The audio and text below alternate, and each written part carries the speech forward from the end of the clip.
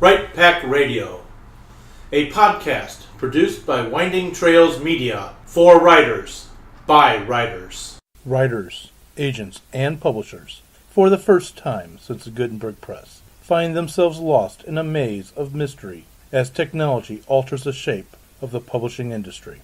Searching for Answers is a group of writers throwing pop culture, writing, and publishing into a crucible of clarity, passion, and humor. This group is the Right Pack.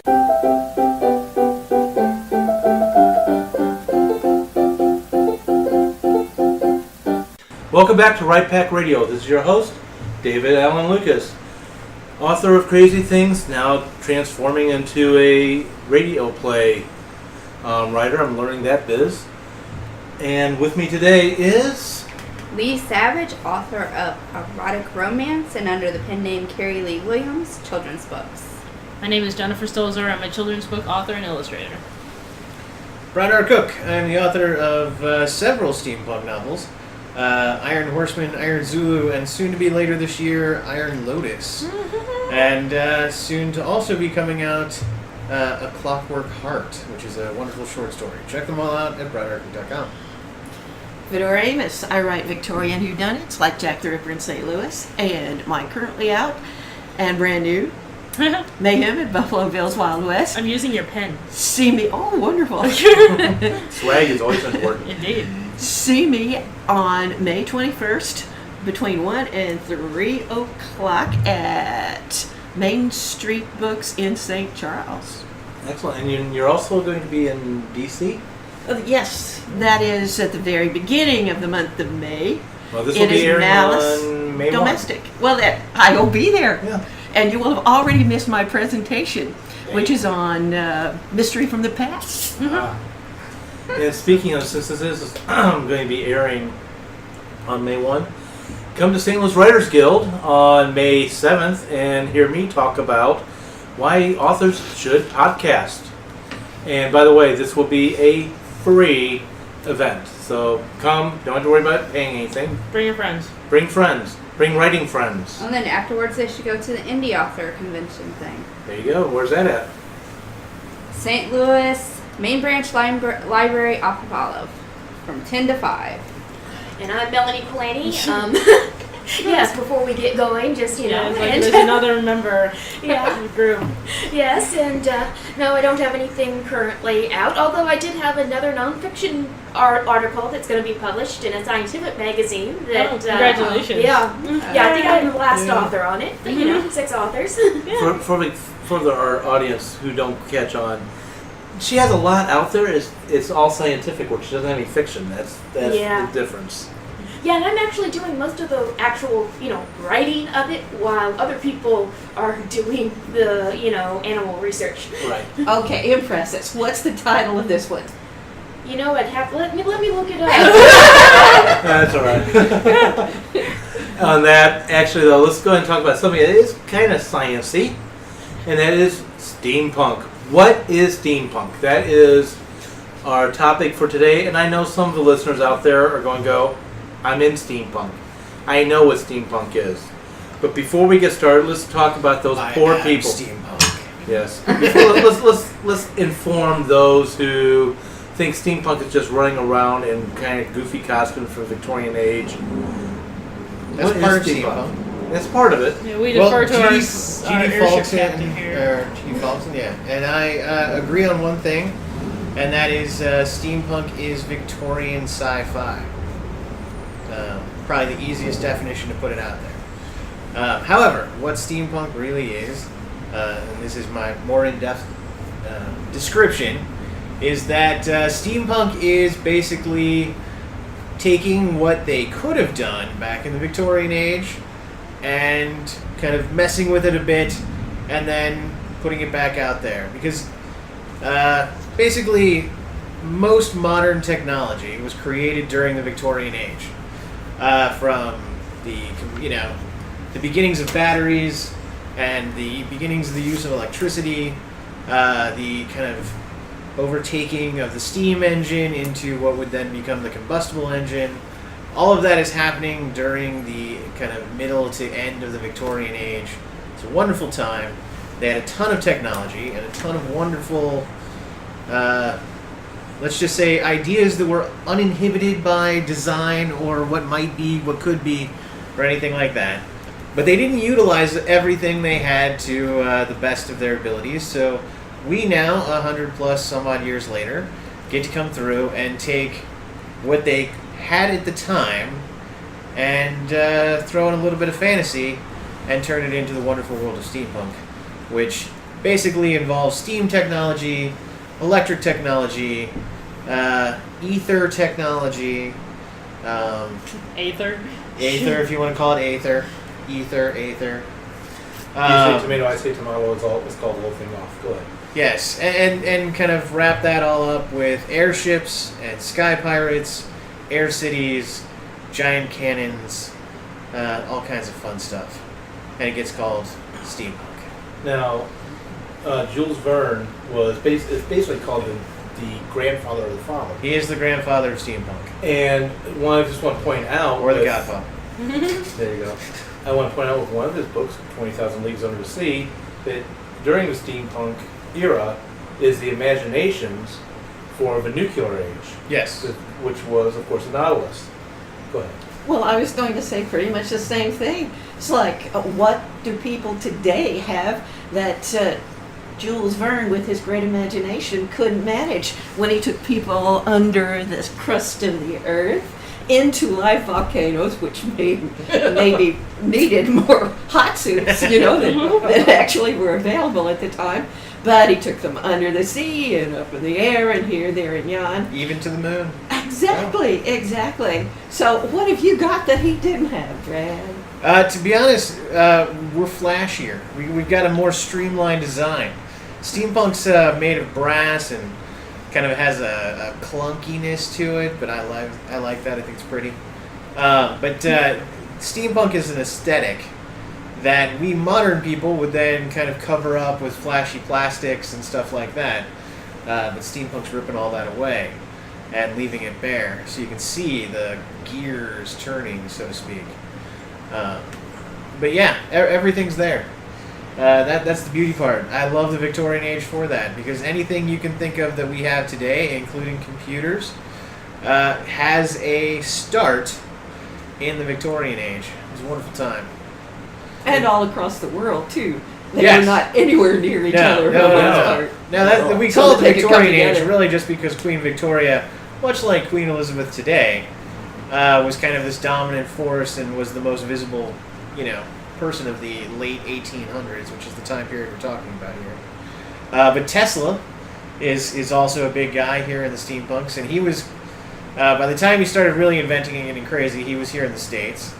And then, you can kind of go around the world and see Iron Lotus and a bunch of other stuff that's coming out. The art of James Ning, who is an amazing steampunk artist, all does an Asian steampunk aesthetic too, which is really brilliant.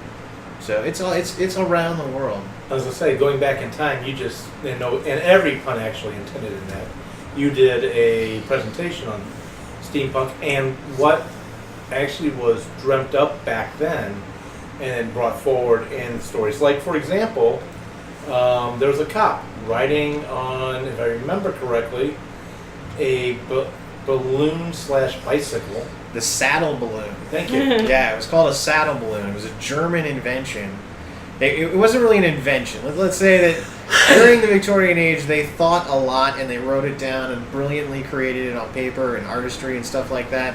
Didn't all get made. But the saddle balloon was this thought that policemen would patrol towns by hovering above them in balloons and fighting crime by kind of dropping in on it. Which technically we do have, police choppers that fly around and, chase after guys. Or drones that spy on people. Exactly. Cameras. So, he wasn't far off. But none of those have a giant anchor that you drop out the back. Exactly. A giant hook that you drop from above to get your enemy, or, the bad guy. Gotta love it. You drop the person. No, you're not going to drop the person. You're going to put my anchor right on your head. Okay. Is that an anchor or a grappling hook? No, that actually is an anchor. We're talking about a specific yeah. graphic. Yeah. There's an illustration where he's got a giant anchor and very little else in his balloon that he's riding around on a saddle. Yes. Yeah, to be honest, the thought of, Because the guy is literally suspended below a balloon. That he's literally just sitting on a saddle and his feet are in stirrups and stuff like this. Like, the thought of flying over a city hundreds of feet up in the air like that is a little terrifying. Not gonna lie. But that's the wonderfulness of the Victorian age. They were dreamers. They were big dreamers. And that's kind of the wonderfulness of steampunk, is that we get to kind of explore those dreams.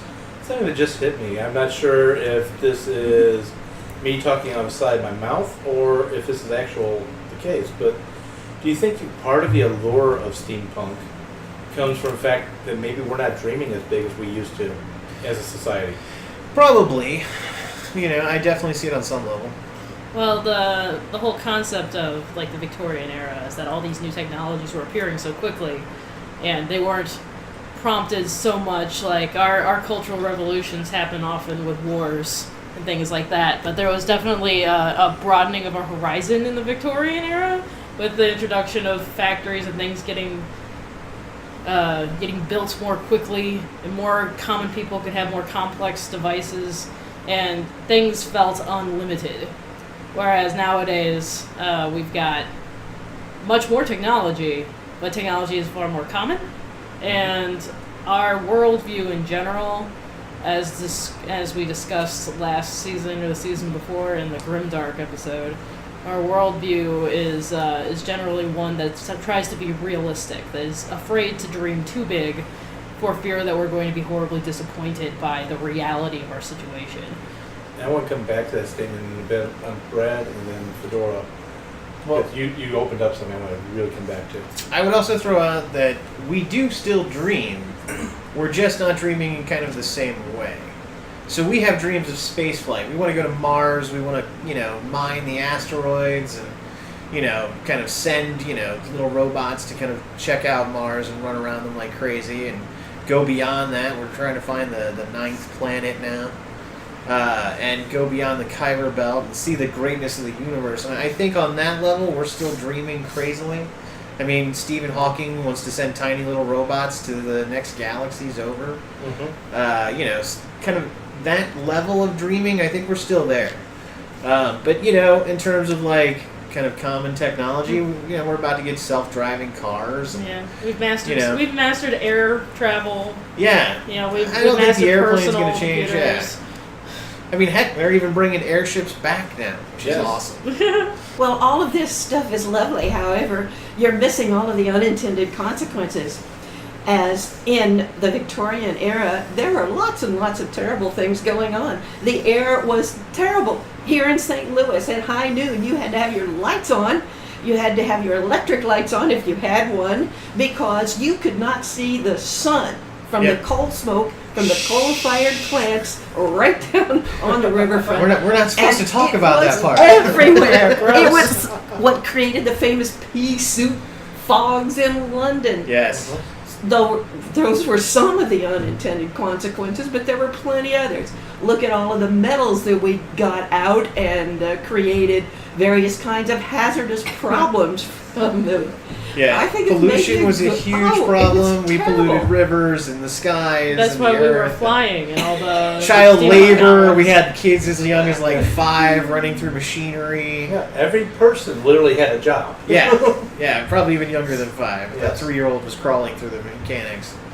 But there were no laws anywhere to save people from unscrupulous businessmen who would cook up all kinds of medications which would cure anything from a hangnail to cancer. And what did they really have? Sugar, water, alcohol, maybe some Paregoric, and just a touch of strychnine, so it would be medicinal in taste. Exactly. Well, you could even get your morphine, your cocaine, your But opiates those and worked. stuff thrown into the medicine too. I mean, Coca-Cola at this time had cocaine in it. So, Right. That's why people would take these medicines, because it made it would feel be good. for a while, it would help them. Of course, then there'd be the big letdown and maybe the addiction too. There were plenty of- That's why the first soda fountains were at pharmacy Exactly. counters. Well, actually, I'm going to go. I'm glad. We're not supposed to talk about that part. Jennifer and Fedora. Jennifer and Fedora have both opened up that door. There's other consequences too, from a social point of view. And I'm going to say, you can see this in the novels or the short stories of Sherlock Holmes. You're starting to get to the time period right before, yes, we had world wars before we had our first world war, but we are talking about leading up to the first world war. We have empires that are going around the world, literally. It used to be said up into World War II that the sun never set on the British Empire. And really it didn't. It was always the sun was shining somewhere. Now the British Empire collapsed and now it's a Commonwealth and so forth, but that's a change. Actually, technically, the sun set on the British Empire in 1990 when they gave up Hong Kong. Technically. Technically. But We should probably throw out there that steampunk defines an era yes. that starts in the early part of the 1800s, probably in about 1830s or so. Most people don't tend to write before then. And then goes until probably about World War II and the Nazis, which defines the era of dieselpunk. And, kind of in a fun aspect like that. So it is 100 years plus of, time frame when we're talking about. And, basically most of it is set in that late 1800s, the 1880s, 1890s, the 1900s. But really it does move up because World War I is still considered to be part of steampunk and dieselpunk and all of this, And then there's atomic punk, which is kind of your Buck Rogers, kind of some Flash Gordon stuff. But that's more fantasy. And we should probably also know, too, that steampunk is also historically accurate and then alternative timelines, where you will have just complete changes of, alternate history and, new worlds that are based in that Victorian world. I think if you're going to look at that period in time, which is around 1900, that you have to come to grips with a different mindset. Countries, for example, were more like people, ambitious people. And they had colonies across Africa and here, there, and yon. And the United States, in order to consider itself a player, did exactly the same thing, taking Cuba, taking Hawaii, taking the Philippines, all in that same general area of time. And so the entire notion of ambition was at a zenith that I think we had never seen in our lifetime, surely. And that may be what you were talking about earlier with daring to dream big, because a lot of it meant oppression for someone else. Yes. And was not all that good in a great many ways. And this but is part certainly of, it was aspiring. Yeah, that's part of what I went into in Iron Zulu. I wanted to touch on that very notion, which is why I take them into Africa and kind of deal a little bit with what was going on in Africa at the time. Because you're right, Europe carved up the rest of the world. And that led to a lot of problems that we Are still having to deal with today. Exactly. I was going to say, in a way, steampunk might be really set in a certain time period, as you just said, Brad. But there's so much that fed into that coming up to that era. We talked briefly about child labor. We talked about being taken advantage of, having workers taken advantage of. We've talked about Europe carving up the world, if you will. We've talked about how war changed, and so forth. And America, back then you had the concept of destiny. It's a form of Manifest. Thank you. I was going to call it divine. I'm like, no, that's wrong in my head. That's the divine right of kings you were thinking. I know, and I was getting the wrong name, and I knew it was. Manifest destiny. You had America, brand new nation, had just formed not that long ago. You go into the Napoleonic Wars. That's the first time you really see across Europe a massive world war. You have coming out of the Napoleonic Wars the beginning of the Industrial Age, which is where you have the industry separating out those who have and have not. Yes, that's always existed, but now we're talking about to a level that had not been seen before. And the changing of the role of family and of nations, as you were talking about. And feeding all the way up to World War II. And yes, what we're still dealing with. So it's a time period, as Fedor said, you really need to wrap your head around. People thought differently. People acted differently. Today, women are a lot more free. than they were back then. I'm not saying we have perfect equal rights yet, but we're working on it. 78 cents. Didn't we I'm- just reach that Yeah. date? Yeah. The key date? I'm not saying it's perfect. Also, too, slavery had been outlawed in England, finally in America, and by technically 1863, really 1865. It's truthfully, of course, it's still going on today, but it would not be outlawed internationally until originally 1946, after the Second World War, and I believe the last country whose name I'm just forgetting that finally signed the treaty signed it in the early 1980s. Wrap your heads around that. People who didn't live back then. And we still have it. We still have it. Oh yeah, illegal slavery is still rampant. But that's a whole other topic. Yes. But just put yourself in the feeling of that world, and that's the mindset of steampunk. So we talked about technology. Well, steampunk also comes out of a sense of the gentlemanly era, the era of Yes. the gentry, and a kind of a class division that we still kind of possess, but on some level it was greater. It had more defined roles back then. You had your gentry class, you had your mechanical kind of working grease monkey class, you had your lower poor quality. Well, you missed the gentlemen in there because the gentle class weren't aristocracy. They weren't the peasants No, either. good point. No, and that is something that emerges in the kind of Victorian age is, what we would Yeah. now call The middle class. the middle class. Yeah. But essentially, those get to find out and are really utilized in steampunk on different levels. From your dandy characters who are dressed really well to your, wrench rockers who totally carry the giant wrenches around and are all dirtied up and kind of crazy. But I think in steampunk, really what it is kind of a playing with all of that, because to throw a top hat on a guy who's carrying around a giant wrench is kind of one of the fun things to do. You mean Clothing not is having a huge. cannon inside that? Exactly. hat?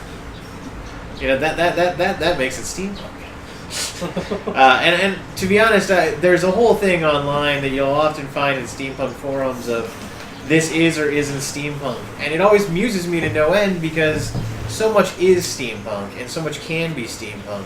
And yes, just slapping gears on something doesn't make it steampunk, but it can.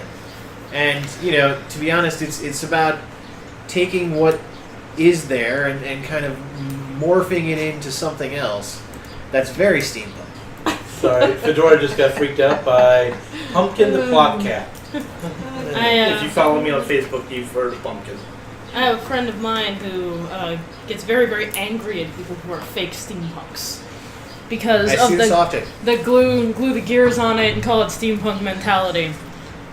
She sticks to her guns that everything in a steampunk design needs to be functional in some way. It should be.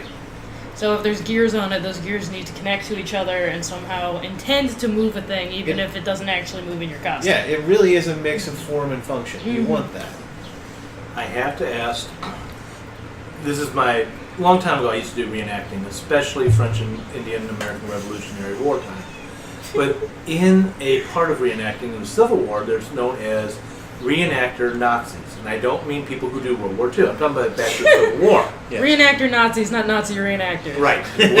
What they are, and I'm just asking this question, I'm feeding up to this, if this exists in the steampunk universe as far as most people cosplaying, where in the Civil War stuff, they will walk up to, say, Lee, who's dressed up as a corporal, and go, Lee, let me see your pockets. Lee pulls out her pockets. They look at it and go, oh, this was machine sewn. You're not in proper dress. You need to go change. Is it to that level, or is it just... I wouldn't say it's quite to that level. Are you entering a contest? Yeah, maybe if you're reaching that kind of a level, but where you will see it is, go on type in steampunk into Google, and 1,000 images are going to pop up. Some of them will have guys with mechanical arms that are articulated and all that kind of stuff. You'll see a ton of other stuff. However, then you'll see somebody who's literally just wearing a top hat and a vest, and they're trying to claim that they're steampunk. I will admit, I'm often the guy in the top hat and a vest, but my top hat has gears running all along it, has goggles on it. My vest has gears and pocket watches and other things like that coming off of it. And to that level. But yeah, you'll see kind of a varying degree of how much people have invested into their steampunk costumes. Some of which can be incredible, to the point of where everything is defined, the leather work that they go into, they've got glass bottles hanging off of them that have, period era, stuff inside. But yeah, and to be honest, I hate the notion that somebody is more steampunk than another, because I think the part of the fun is dressing up and, being part of this whole kind of world of steampunk. If you come up to the Big River Steampunk Festival in Hannibal, Missouri in August, you will see a wide variety of people dressed up in kind of Victorian fare. Some of whom will just be in period costumes. Others will be in a mix of stuff that you would never find in any Victorian land, but is, completely steampunk, because it's a mix of like the mechanic and the gentleman and the warrior. One of my favorite things that steampunk does is actually kind of the crazy pistol. Oh yeah. The weaponry that is beyond normal. And they will take Nerf guns and repaint them. So, they're bright orange and stuff coming out of the toy store. But they'll repaint them in brass and silvers and blacks and browns and stuff like that. And then cut them apart and keep the mechanics. So that some of them will and some of them won't. But they'll keep the mechanics. And some of them are actually still firing their darts and stuff like that. But it looks like it's got like a big giant aether ball, sitting underneath it that glows and lights up and all this kind of craziness. And at every steampunk event I've ever been at, there's been Nerf dueling, which is just an awesome kind of event. Going back, we talked about the saddle balloon and other things. A lot of this stuff really was designed, correct? I mean, there are design. Where would you go for research? Let's do that. If I wanted to write a steampunk novel. Okay, if you're going to start in steampunk, you want to write a steampunk novel, you want to sit down. First thing you got to do is study the era. As Fedora and I have often talked about, doing historical writing, you've got to study the era in which you want to write it. Now, if you want to have some fun, I would suggest reading some of the stuff by like Scott Westerfeld, who wrote The Leviathan and Behemoth, and there's a third one in there too.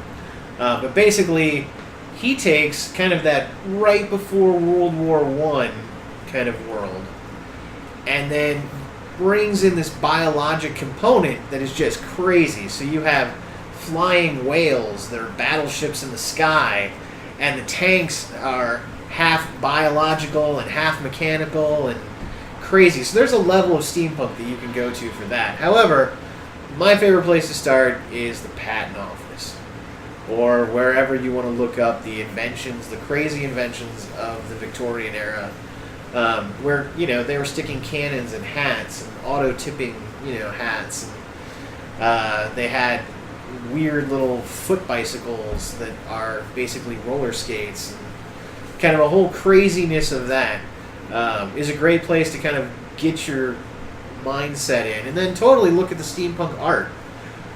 Stuff by James Ning, stuff by a variety of people, including the lovely Jennifer Stolzer, who's sitting right next to me, who did a bunch of drawings for me that you can see in Alexander's sketchbook. You'd be surprised, too, at how many things you can find online quite easily. I was today researching Dr. Munyon's homeopathic remedies. And Dr. Munyon had probably 100 or so different remedies. He wasn't even a doctor for that matter. It was like fermented papaya juice and so little snake oil and strychnine and stuff like that. I love that stuff. Well, anyway, he actually, in Florida, built this hotel which was supposed to be a spa where you could come and get cured. And I swear he had this electrical machine that he promised in 3 minutes that it would cure your catarrh, that it would cure your la grippe, that it would cure you, and it would give the number of minutes that it would take for this machine to cure you of whatever ailment you happen to have, your liver trouble or whatever it was. And who can make this stuff up? But it's true. You can research it. And you have to remember, too, this time period, people are not exactly the most educated. Exactly. Well, it's not even just not educated. I mean, that's part of it. There were no laws to protect anybody from Exactly. anything. There's not the laws that we have today that define everything, but also they just didn't know as much. Right. You know, like when X-rays first came out, they were this super cure-all. Where my favorite is the you would go and to get your shoes, and they would have a machine that you would stick your foot into, so that you could see what your foot looked like inside the shoe that you were about to buy. Now, what they didn't realize was this was exposing people to massive amounts of radiation that was really bad for you. Especially considering the X-ray machine wasn't shielded like it is today and all this stuff. And Or electricity, low dose. yeah. They were high dose. Yeah, and electricity is the same way. It was seen as this, they didn't, we were lighting up light bulbs and stuff like that with it, but at the same time it gave you a jolt. So, well, that's kind of a good thing. If you feel a little run down that day, give yourself a little jolt of electricity and bam, you're ready to go. It's like coffee. Nothing beats coffee. Exactly, but the point becomes that maybe hitting yourself with a few thousand amps every day is a bad idea. And where we're talking about back then, that same mentality still exists today. Yes, we've got better consumer protection laws and so forth, but there's still stuff that's going on. Oh, brand new discoveries made. Oh, it will cure cancer and the common cold. It will do whatever. We don't sit back and really observe it. I'm going to step back a few decades. I'm outside the steampunk era, just to tell everybody. The atomic bomb, when it first comes out. I kid you not, I remember seeing a movie in which they planned to use small atomic bombs literally to build brand new canals. And it was just going to be super easy to create. We're going to enter a brand new civilization with this. Yeah, we would definitely have entered a new civilization. All right, we look like these ugly creatures that are in some science fiction novels. Well, the original concept, because we were coming out of trench warfare. Yes. So the original concept for nuclear weaponry was that you would have a battlefield version that troops would fire into the enemy's strong points and blow it up, and then they'd charge right in, and kill the enemy and stuff like that. Not realizing that everyone's now irradiated and dying like crazy. Yeah. That wasn't quite understood yet, but the low yield tactical nuke was a total kind of concept that they really wanted, where they could just lob it across to the enemy's line, and maybe throw 10 or 15 of them to take out the enemy's tanks, stuff like that. We still kind of have some of that mentality today, where we use every ginseng wort or root or whatever, thinking it's going to cure everything. Well, and we want it done now. Exactly. Exactly. Actually, I'm going to turn to the scientists in the group. Mm-hmm. And with all the research you've seen, have you seen a bunch of BS in modern day? Are there trends that you've noticed over your career? Well, the trends for science and literature, apparently genetics can do anything. Uh-huh. Oh, yeah. Actually, Jeez. that's We're reached totally in its that peak, world. thankfully. Yeah. But let's just say I give comic book science comic book license. Yeah. Yeah, mutated spiders can do whatever, but it used to be radiation. Now it's gene therapy can do anything, and it's just as ridiculous. Yeah. And mapping the human genome and... Yeah, that's impressive, but they seem to get the implications wrong. Yeah. Yeah, how many superheroes were created because they were next to an atomic blast? Yeah. Yes, seriously. Well, Got God, Incinerated. For heaven's sake, Godzilla. Exactly. It's about nuclear fallout. And a lot of the monsters he fought, yes. Oh, I will say I have personally created genetic mutant fruit flies. And you know what genetic mutations do 99.9% of the time? They make the organism weaker. Yeah. Or have no real effect on it. So again, I want to just point out, while we still exist in the same mindset, to some degree, though it's different. Go ahead. Well, let's go back to the history of steampunk, which we all agree starts with Jules Verne, pretty much, right? Yeah. Well, the earliest thing that I remember on television was the Wild Wild West, not the one yes. that later spawned the Yeah, Will not the movie. Smith. Not the one. Will Smith This one movie. was Conrad and it was the people names in the I show don't were remember Jim it. West and Yeah. Artemis Gordon. Yep. And they had this very special train which apparently could travel on tracks where none really existed. And they had marvelous weapons that were hidden in odd places in the body. So while it was a rather mild version of steampunk, I suppose, but I Nope, think it was. yeah, you think it was Wild steampunk? Wild West is most definitely in steampunk vein, Okay. Uh, Well, what did especially we for all have? those wonderful little gadgets. Okay. What did we have between Jules Verne and Wild Wild West? Okay. Anything? Yes. So a lot of it still stems from that, but you have like some of the Sherlock Holmes stuff is often looked at now, and Robert Downey Jr. movies have really embraced that kind of notion of it. But the science that he used to do is often looked at. Some people love to throw out some of the early monster stuff, like Frankenstein, as being kind of a steampunk era, because there was the notion that you could take this dead flesh and through the magics of electricity and weird things that, you know, buzz Things in and crackle. bubbles and vacuum tubes. That create did life. inspire Mary Shelley. Yeah, Because there were experiments back then. going on. yeah. No, there totally were. And that was long before Jules Verne. Exactly. yes, Yeah, yes. yeah. Jules gets it because, and this is why he gets the defining factor of it. Really, what it is like Jules Verne was just writing science fiction.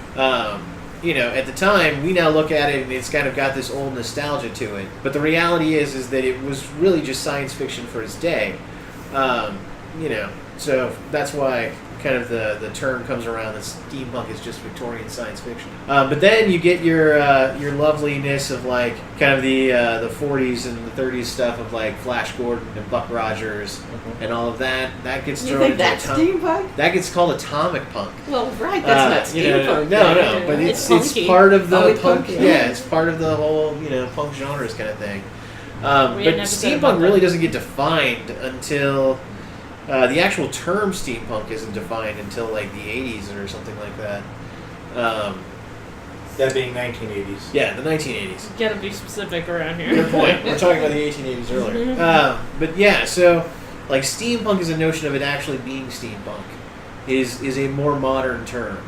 However, anything that is throwing kind of those wonderful little gadgets, and even the notion of kind of a James Bond, which is not punk in any way, but that notion of the little gadgets is very much kind of rooted in what we now consider to be steampunk.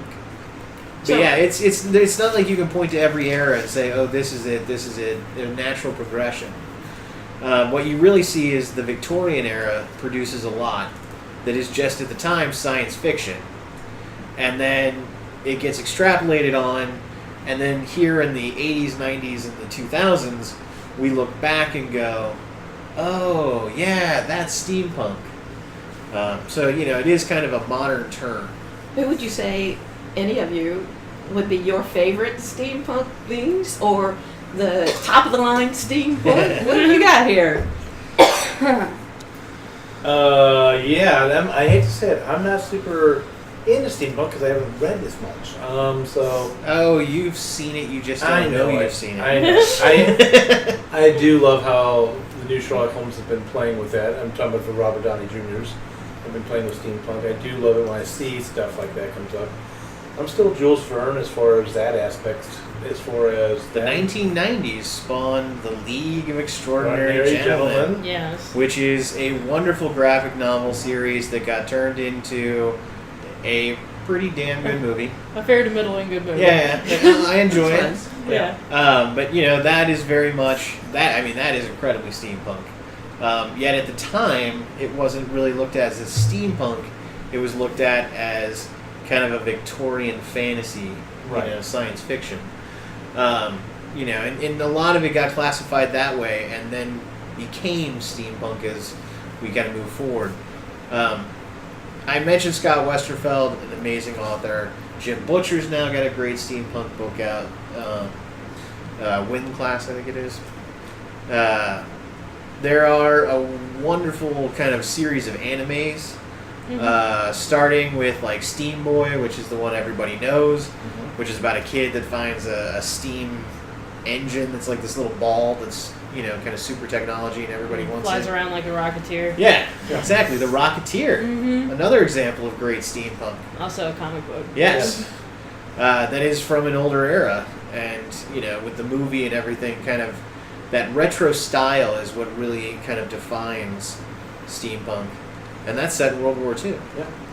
Yeah. But then you get into The Last Exile, which is a great anime series that is very much in an alternative universe, steampunk. There are, you've got Cherry Priest or Bone Shaker series. You've got a whole kind of, craziness. The Wild Wild West movie, the giant spider that Will Smith and Kevin Kline face is very much thrown up every time someone mentions steampunk. Jules Verne's 20,000 Leagues Under the Sea is, that movie is kind of defined steampunk. The Nautilus design there really has come to define steampunk. I was going to say, just real fast, and then I'm going to turn over, is while I haven't really read steampunk that much, I go back even further than that and look at somebody from the ancient Roman times, and Brad knows what I'm talking about, Hero of Alexandria, where he actually started a lot of the inventions that got lost in the Dark Ages that seems to come back around Victorian time. He did create the Aeropile, which is the first... And concepts for automatons Yes. and so forth. Go ahead. We're talking about places to find good steampunk. Steampunk as a genre is such a vaudevillian thing. It's all about the aesthetic and building things and that riveted, slightly damp wetness that comes with steam machines. But I wanted to make a note that a great place to find that kind of stuff is actually in the steampunk musical genre.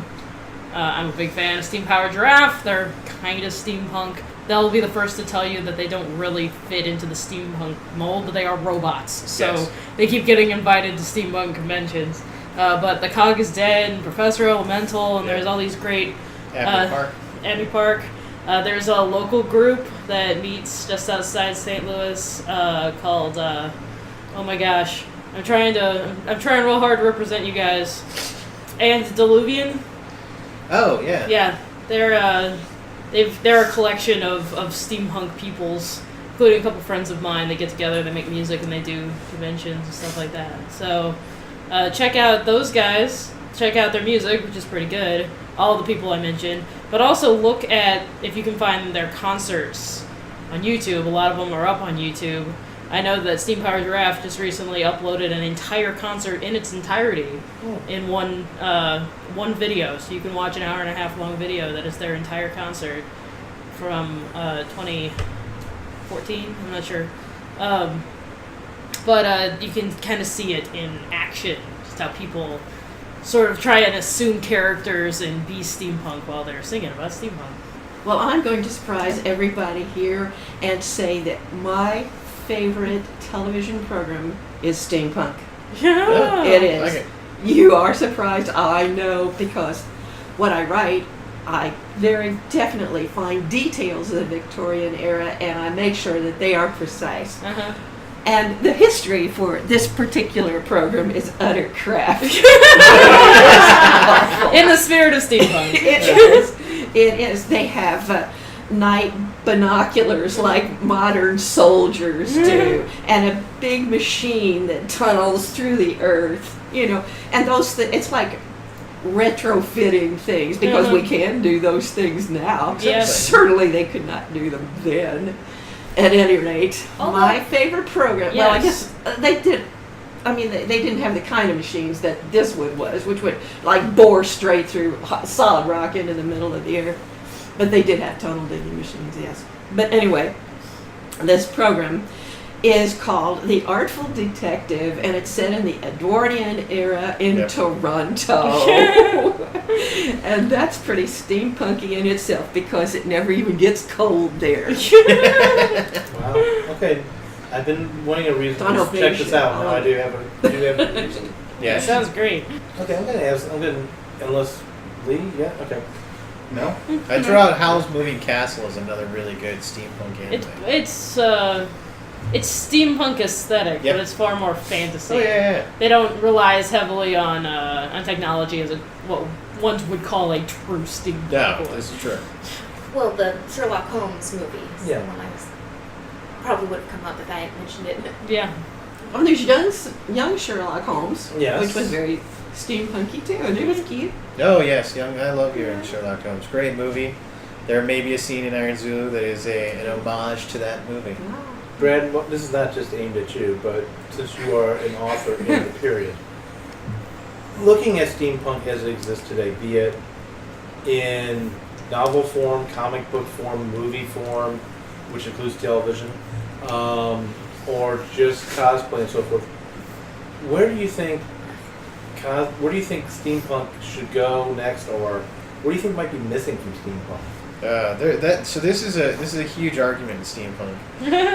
Every year or so, somebody will declare steampunk is dead, and then Well, all the you put vampires steampunkers in will there, jump too. up and go, but it's just emerging. So to be honest, steampunk really started in animation and movies. Hollywood really is kind of is where it all began, and the reason I say that is because for so long, Hollywood loved throwing technology that could never have existed in that time period into that, period piece, whether it be like something out of Braveheart or something out of like, craziness of whatever period drama you were So watching. steampunk is embracing anachronism.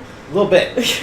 And then, kind of taking that, and then steampunk moved into its own thing where people were actually creating Victorian science fiction. Then steampunk kind of really morphed and became about costuming. And, it really has emerged where now a huge segment of steampunk is literally just about costuming. So if you go on to steampunk on Tumblr, half of what you see is going to be costumes. The other half is going to be, artwork that's done by it, and then technology like guns and other kind of fun craft. Maybe some strange motorcycle that somebody created or something like that. But really, the costuming has become a huge part of that. And I think that's one of the reasons why it's spread so far. You've got these people who love to dress up, whether it be as superheroes or, any numerous kind of cosplaying aspects. And steampunk is another avenue for them to go down. And now, we have airship communities and all this kind of stuff where, and I don't literally mean they're actual airships flying around, but people have groups, and there'll be a captain, and there'll be like, the main engineer, and there'll be the main gunners, and, the pilots, and all this other kind of stuff. And it's a way of kind of grouping people together into different airship communities, and then they'll go to different conventions and hang out and meet other crews. And it's become this huge part of steampunk. Music has really emerged in the last 5+ years, and probably even a little bit longer than that, as a huge segment of steampunk, where and I think this all stems from the festival, the steampunk festivals that have really started up, and there are a huge variety from the World's Fair to I can't think of the big one that's held every year. It'll come to me. There's Wawa WestCon, Yeah, that's which is another out in the middle of the desert in Arizona. Yeah, At an actual, like a ghost town. There's TeslaCon. yeah, TeslaCon. Like- That's the one I was trying to think Yeah, of. TeslaCon. TeslaCon is it's so small. Like they keep themselves purposefully Yeah. small just to get the hardcore people to show Yeah, up. Wow. and the point is that like what they really advertise in these conventions, these kind of places, these festivals you go to, is an immersive experience. So you go in costume, you hang out, you really only talk about steampunk the entire time you're there. Everything that's going on, from the presentations to the the kind of vaudevillian acts to the burlesque acts to the Dave and I sword fought at Big River Steampunk Festival. Well, I tried to do steampunk ninja, but yeah, it didn't quite work out. But it's all right. Yeah, it was close. You were there. You looked it. But anyway, the point is that I think having created this kind of world, one, perpetuates steampunk to the point where I don't think it's ever going away now. these people who keep trying to tell me that steampunk is dead. I think there are thousands and thousands of people around the world who would beg to differ, and probably shoot you with a lightning cannon or something like that if they could.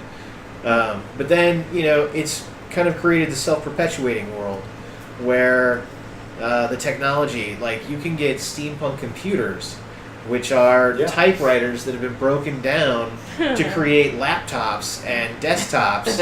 And you can get like USB flash drives that are brass and copper, and all that kind of fun stuff. And you can get...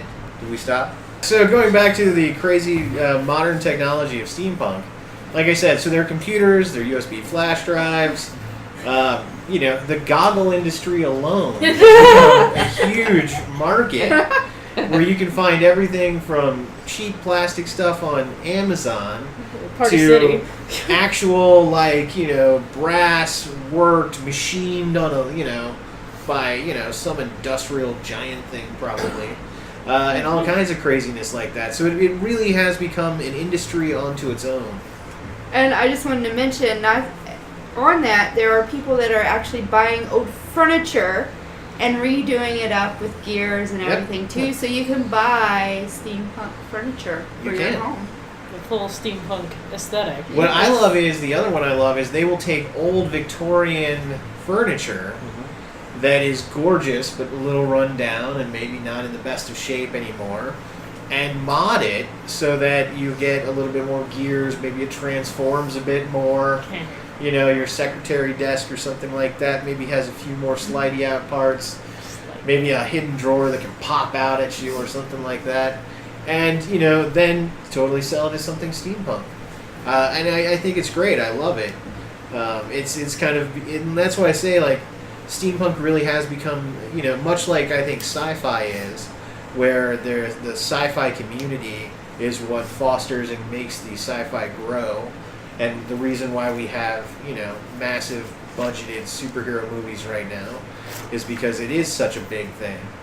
But yes, it gets marketed to everybody, but it almost doesn't need to, because the sci-fi community is so robust that it will keep it going no matter what. Sci-fi is not done. And with that, anyone else? Long live steampunk. Long live the gears! And the gears shall always turn. And on that note, tune in next week for yet another interesting topic in the writing industry. Brown coats forever. Next week on Right Pack Radio, the Right Pack will explore writing flashbacks.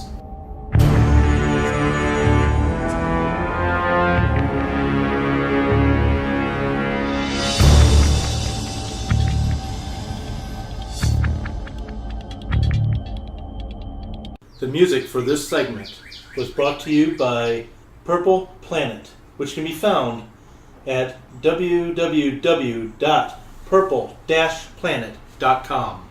All copyrights belong with them. Right Pack Radio is a production of Winding Trails Media. Please visit Winding Trails Media at www.windingtrailsmedia.com for more information. And sign up for the monthly Winding Trails Media program to stay up to date with upcoming projects, episodes, and events. The new theme songs for Right Pack Radio were written and performed by Meredith Tate. All copyrights remain with her.